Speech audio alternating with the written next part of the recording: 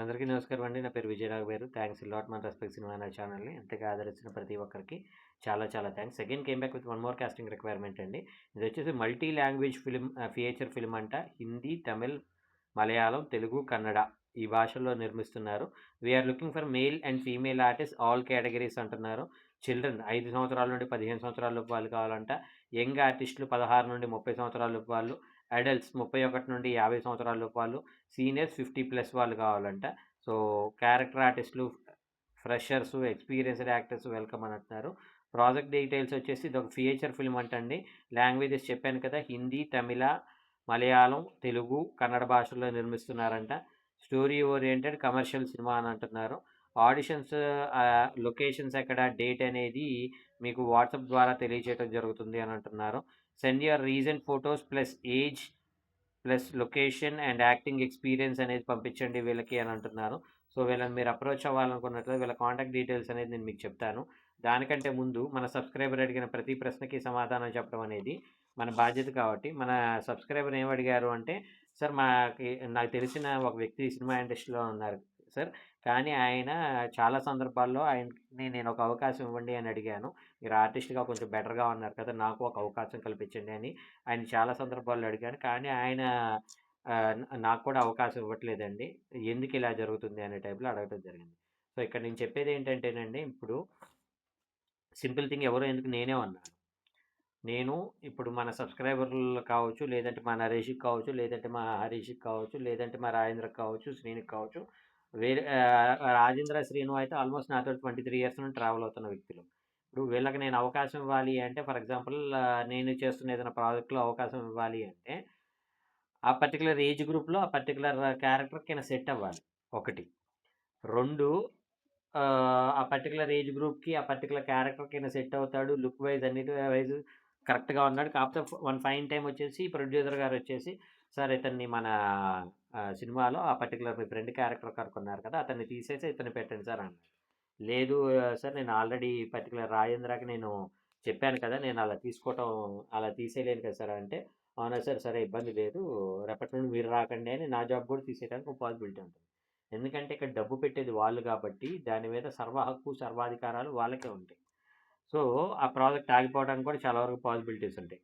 సరే కాసేపు ఇలాగనుకుందాం, నరేష్ను హరీష్ను ఎవరో ఒకరిని డైరెక్షన్ డిపార్ట్మెంట్కి తీసుకోవాలి అనుకున్నట్లయితే, ఇప్పుడు నేను నరేష్ను హరీష్ను రమ్మంటాను. ఇప్పుడు వీళ్ళు, నేను విజయ్ గారి ద్వారా వచ్చాను కదా, నే కాబట్టి నేను ప్రొడ్యూసర్ ముందైనా కాలు మీద కాలేసుకుని కూర్చోవచ్చు, ఏదైనా మాట్లాడవచ్చు అనే అహంతో కూడా ఉండొచ్చు. సింపుల్ థింగ్, మనం ఏం తెలుసుకోవాలి అంటే, ఇక్కడ మనం ఒక ఒక పనికి మనం వచ్చినప్పుడు మనం బానిస కంటే తక్కువగా ఫీల్ అవ్వాలి. అప్పుడే మనం సక్సెస్ అవ్వడానికి పాసిబిలిటీ ఉంటుంది. అలా కాకుండా అహంతోటి నేను పలానా డైరెక్టర్ గారి తరపున వచ్చాను, పలానా ప్రొడ్యూసర్ గారి తరపున వచ్చాను కాబట్టి నేను నా హాన్ని చూపిస్తాను, నా యాటిట్యూడ్ని చూపిస్తాను అంటే very next day will be out of the project. So ఇప్పుడు getting back to the main question ఏంటి అంటే, మీరు ఎవరైతే అడుగుతున్నారో ఆయన ఆ పర్టికులర్ సినారియోలో ఆయన స్థానం ఏంటి, ఆయన స్థాయి ఏంటి అనేది మీకు తెలీదు. ఇప్పుడు బయట చూపించుకోవడానికి ఆయన ఇదిగో నేను ఇంత చేస్తున్నాను, నేను ఇంత చేస్తున్నాను, ఆయన మర్యాద కాపాడుకోవడానికి, ఆయన గౌరవాన్ని కాపాడుకోవడానికో, అవసరానికి మించి మీ దగ్గర బిల్డప్లు కొట్టొచ్చు. కానీ అసలు విషయానికి వస్తే వాళ్ళ దగ్గర ఏమీ లేకపోయి ఉండొచ్చు.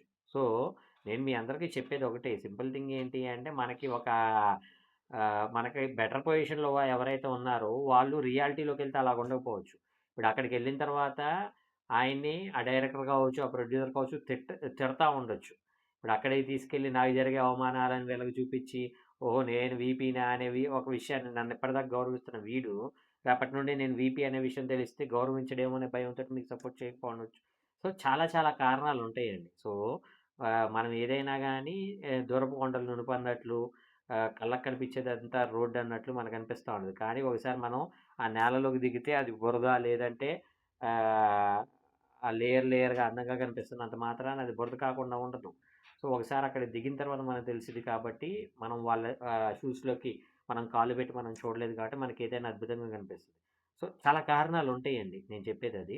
హోప్ మీకు అర్థమై ఉంటుంది. ఇంకా మీకు ఇలాంటి డౌట్స్, క్వెషన్స్, క్వైరీస్ ఏదైనా ఉన్నట్లయితే తప్పకుండా కమెంట్ రూపంలో అడిగే ప్రయత్నం చేయండి. ప్రతి ప్రశ్నకి సమాధానం చెప్పడం జరుగుతుంది.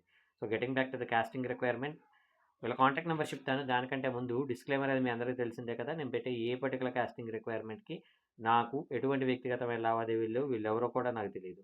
వీళ్ళలో ఎవరైనా మిమ్మల్ని డబ్బులు అడిగినా, మోసం చేసే ప్రయత్నం చేసినా నమ్మకండి, మోసపోకండి, జాగ్రత్తగా ఉండండి. వీడియో నచ్చిందా? లైక్ చేయండి. వీలైనంత ఎక్కువ మందికి షేర్ చేయండి. ఎవరైతే సబ్స్క్రైబ్ చేసుకోకుండా చూస్తున్నారో ప్లీజ్ డూ సబ్స్క్రైబ్ అండ్ కమెంట్లోకి వెళ్ళి హైప్ కొట్టడం మర్చిపోకండి. ఇలా కాంటాక్ట్ నెంబర్ చెప్తాను, నోట్ చేసుకోండి. 8438228022. I repeat 8438228022. సో లైక్ కొట్టారా? షేర్ కొట్టారా?